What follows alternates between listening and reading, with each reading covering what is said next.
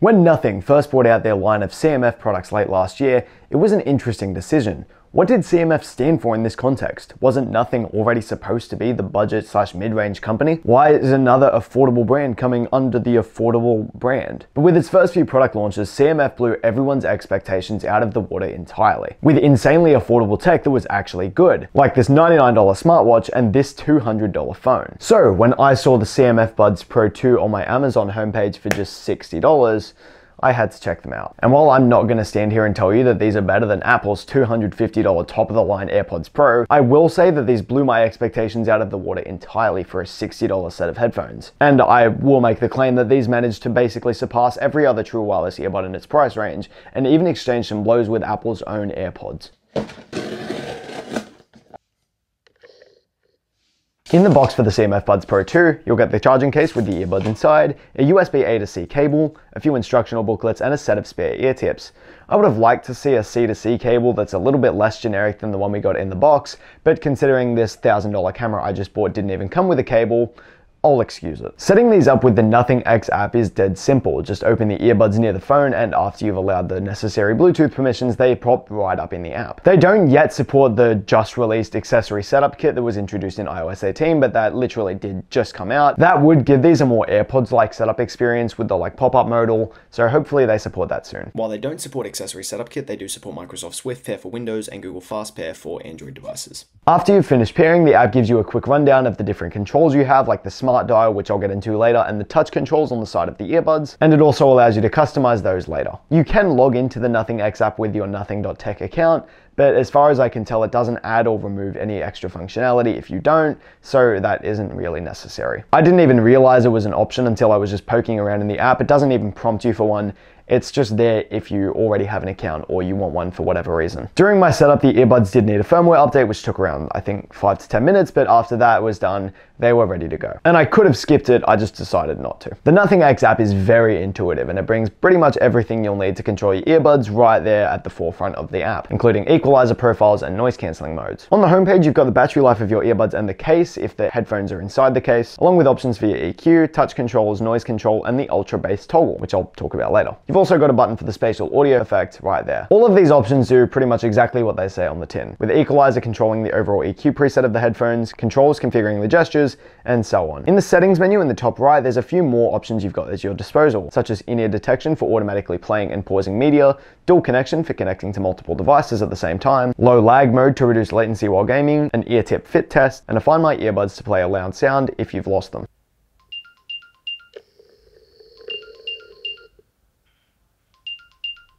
I'm not sure whether the test is just scuffed or if my ears are just too small, but even on the smallest ear tip size, I could not get it to say that the earbuds were a perfect fit. I tried multiple, but I always got that you might need a different ear tip or you might need to adjust the message on the screen, but the ones that I have in there currently, which are the small ones, are pretty good. I'll talk more about comfort and fit later. There's not really another section to talk about this specifically, but I do want to mention that the Bluetooth dual connection works really nicely. Just turn it on in the app, pair your buds to another device, and both devices that are paired show up in the app, and they'll also automatically switch. I've got it connected to my phone and my laptop over here, and it works flawlessly. You can also pair to multiple devices, more than 2 devices at once, and then select which ones you want it to switch between. The first thing you'll notice upon opening the buds is that the case is unapologetically plastic, but the matte finish looks and feels very nice. Unfortunately, the black colorway immediately showed fingerprints as soon as I started handling it, but that's just kind of an issue with dark tech in general, like my MacBook Air before I put the Stebrain skin on it had that same issue. The smart dial in the top left of the case feels really nice to fidget with. It's made out of metal, and the case itself opens up to 90 degrees for easy access to getting the buds. In my limited testing, the case doesn't seem to fling the earbuds out everywhere as soon as you drop them, unlike the AirPods case, which will do that if you look at it funny. However, they aren't as locked into the case as the AirPods, and they will fall out if you shake them hard enough. Although I don't expect too many of you to be violently shaking your headphone case while they're open, so that's not too big of an issue. The Type-C port on the case is very sturdy, but there is absolutely no wireless charging on the case, which is a bit of a bummer. If you need to repair your Buds Pro for whatever reason or connect them to another device, there is a pairing button in between the 2 earbuds on the inside of the case, and the LED indicator light on the front displays your battery level or connection status. The buds themselves have a very similar design to the AirPods Pro, even though the case looks nothing alike, but with a more squarish design on the stem that only includes touch controls. No squeezing here. They follow the same design feel as the case. They're both matte black or matte whatever whatever color you end up getting, which is very similar to the AirPods, as both of those have the same glossy white plastic finish. Comfort for earbuds is critically important, which is why I love the AirPods so much. I've never had a set of in-ear buds that work as perfectly as the AirPods Pro do with my ears, and unfortunately the CMF Buds Pro 2 are not that perfect. Now, to be fair, my ears are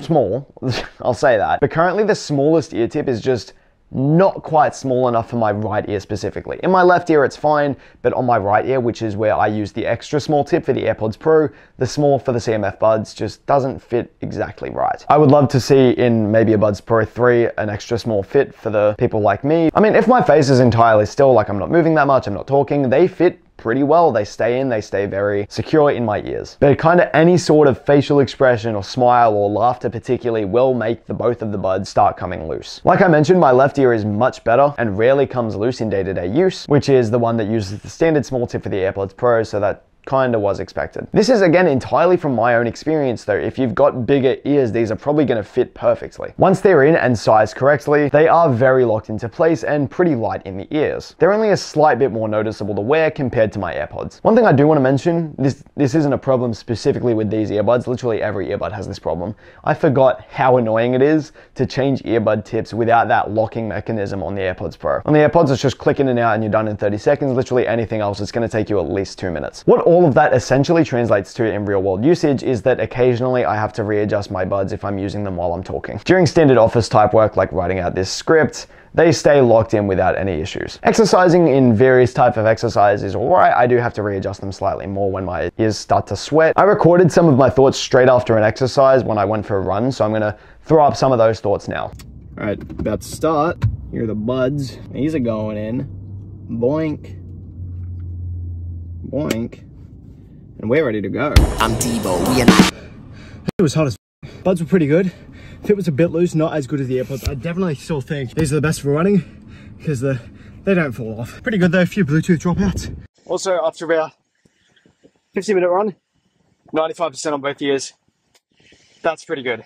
There's one thing that actually genuinely matters with earbuds, and that's audio quality. You could have the most comfortable earbuds in the world, but if they sound terrible, you're not gonna want to use them. So, how do these sound? And to be clear, I'm not like an audiophile or anything. You know, I've got a set of Audio-Technicas, but that's about the best I've got. But I like to think I can discern good and bad headphones. And these are pretty damn good. I'm not gonna come out and say that these are 100 times better than AirPods or whatever, but damn, they are impressive for $60. In the Nothing X app, there's a ton of EQ presets you can set for the headphones themselves that apply on any device you use them on, including Dirac Optio. I haven't seen this before. It seems to be some sort of adaptive EQ that digitally enhances the sound of headphones based on patented correction technology. I've tried it, it sounds alright, but I've mostly just stuck with the custom EQ setting without any changes, so just a neutral profile. As always, audio is subjective, but the main thing you will want to consider here is that these are very heavy on the bass, even in a neutral preset. I don't personally mind this sound, but if you want something that is as flat as you can get, I'd probably recommend looking at the AirPods. However, that bass on the Nothing Buds isn't really much for me to think negatively of it. It just has a different sound profile than you might want. And these still sound really good, especially considering the price. These are easily some of the best earbuds you can get for this price range.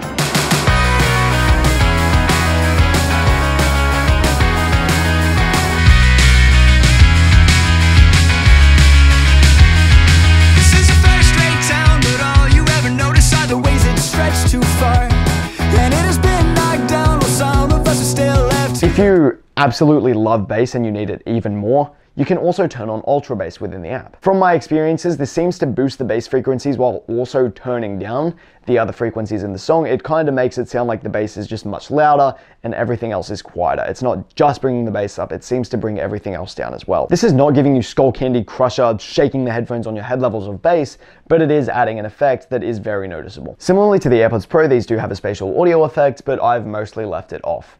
I did test it, it does add a bit of extra soundstage, but I've mostly just been using the Dolby Atmos effect that is in Apple Music anyways. As you'd probably expect, those are not head-tracked spatial audio, but I don't think anyone uses that anyway, so it's probably fine. I did notice some slight inconsistencies in audio quality with my first few uses of the earbuds, like having my left ear be slightly quieter until I took them out and put them back in, but I haven't really noticed those issues anymore. Speakers aren't the only part of the audio quality equation here though, as these also have microphones for recording audio for things like phone calls. These work decently enough for Bluetooth in-ear buds, and they would do perfectly fine for a Zoom call or a phone call. My AirPods do provide slightly clearer mic audio, but that's something you'd only really notice if you were recording a voice memo or using something like FaceTime, which tends to have higher quality audio than Zoom. As it somehow always ends up happening, my $20 3.5mm jack earpods sound so much better than both of these. They knock them both out of the water. So that's Bluetooth for you. This is a quick audio test of the CMF Buds Pro 2 microphone. These are under pretty ideal conditions. I'm in a quiet room with not much echo, but this is how it sounds. This is a quick audio test of the microphone on the AirPods Pro 2 without any sort of audio effects being placed. This is how it sounds, pretty ideal conditions, quiet room, no echo. Let me know how this sounds. This is a quick audio test of the microphone on the Apple wired earpods plugged in over a USB-C to 3.5mm adapter. Pretty ideal conditions here, a quiet room without much echo. No audio effects being used, so let me know how this sounds. Like most premium in-ear buds, these do have active noise cancelling and other noise control modes, which is amazing to see at a $60 price point. Apple couldn't even throw it in their $130 AirPods 4, so seeing them here for a set of earbuds that are less than half the price is amazing. The noise cancelling works pretty well, definitely not as well as my AirPods Pro. I think Apple and Sony have both kind of dominated the market for active noise cancelling when it comes to the best, but it does the pretty good job of cancelling out ambient noise around you. The cancelling also has levels, so you can choose how much noise you want to be cancelled in the app, and you can also set it to adaptive noise cancelling. The transparency mode definitely isn't amazing on these. They are nothing like AirPods Pro 2, where when you put those in, they literally disappear from what you can hear. It sounds like the real world. The CMF Buds Pro 2 obviously does a decent job at letting sound in and making you feel more present, but it is slightly more muffled and just kind of quieter compared to the AirPods Pro. But again, for $60, that's pretty good. Like, the fact that they've gotten it that good for that price point is amazing. The touch controls are very finicky. I do appreciate that single press options don't exist because it does make it harder to accidentally pause music or skip a song when you're adjusting the earbuds. But the other edge of that sword is that now you don't have single tap controls. You can't quickly play pause. You will need to bind other controls for that. The actions that do exist here, like double tapping to skip a song, they do feel very delayed and are nowhere near as responsive as the squeeze gesture on the AirPods, or even, from what I remember, the touch controls on my second gen AirPods. The ear detection for playing and pausing media isn't great either. I've definitely had times where I've taken off the earbuds, put them on my desk out of the case, and picked them back up only to find that it's continued playing that media. The earbuds also don't have a way to quickly control volume. You can double tap and hold, and that kind of slowly brings the volume up, but it's not as quick as just swiping on the AirPods Pro. However, I would argue that all of that can be forgiven for the simple fact of the smart dial, because I love that thing. Outside of a great thing to fidget with when you're not using the earbuds, these act as a physical control for your media. There's a dial to control volume. You can push to play and pause. You can double tap to skip, triple tap to go back. Pretty much anything you can do on the buds themselves with touch controls, you can do with the button and the dial. And you get that definite haptic feedback of pushing a button. And there's even a gesture to lock the dial. So when you're still listening to music or whatever, you can still fidget with it, which is just an amazing feature. Nothing/CMF knows what they're doing with this. In fact, on the non-pro CMF buds, this still exists, but it just spins. The main complaint I have here is that the volume controls seem somewhat unresponsive, similar to the buds. No matter how many times you click it, it's only gonna go up once per gesture. So if you do like 4 clicks or 1 click in one movement, either way, it's gonna go up 1 bar of volume on your phone. And there's a pretty noticeable delay between when you can adjust it again. I would also love to see this usable when you're not using the earbuds. I would love to use that to control a speaker or even just other headphones. I can imagine a world where maybe you've got an older car which only has, I don't know, 3.5mm aux, or you're using one of those FM radio things. You could have this as your physical, play, pause, and skip and things like that without being distracted by a phone or an Apple Watch. A few quick things I wanted to mention. I forgot to mention in the initial script. The low lag mode does seem to work. I tested it with Archaea's latency latency and it took around 100 milliseconds off when I turned on low lag mode. The AirPods sit at around 60 milliseconds, the buds without low lag 313, and the buds with low lag at 215 milliseconds. So that does work. And then battery, I've been wearing these for around 2 hours and they're currently at 85% each. Nothing claims around 6.5 hours of playback with noise cancelling and 11 hours without it. So that seems to add up. Now, one thing I do want to mention that I seriously cannot understate about these is that they sell themselves so well. These have an amazing value proposition. That value proposition is so great, in fact, that I've showed these to 2 of my close friends, and both of them went out and ordered a pair within the week.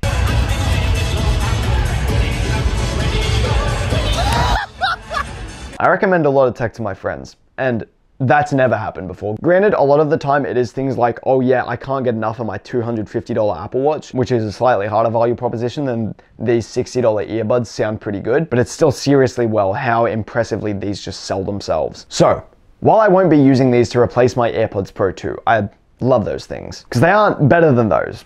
Obviously, they're $60, but for that price point, these are insanely great. And even ignoring the price, they're just really good overall. If you're looking for true wireless buds at a budget price, I cannot recommend these enough. Even if you just want like a spare set of headphones that you wouldn't mind losing while you're traveling, these work amazingly. And that's about it. Sorry I've taken so long to update. I've literally just graduated and I've been pretty busy with all of the ceremonies that come with that. I'm literally leaving for my formal in 3 hours, and I've got my final exams coming up, so production's going to be a bit slow until about the end of October. If you like this video, you know what button to hit, and if you really like this video, maybe even subscribe. And hey, maybe you've got someone who is looking for a pair of budget earbuds. Maybe send them this video. They might buy them. If you want more Hades, you can follow me over on Instagram, Threads, and everything else with the links on screen and in the description below. If you want more videos, you can click over here to check out my slightly delayed thoughts on Apple's September event, or you can click over here to check out whatever YouTube thinks you'll like. Thanks for watching, and I'll see you guys next time.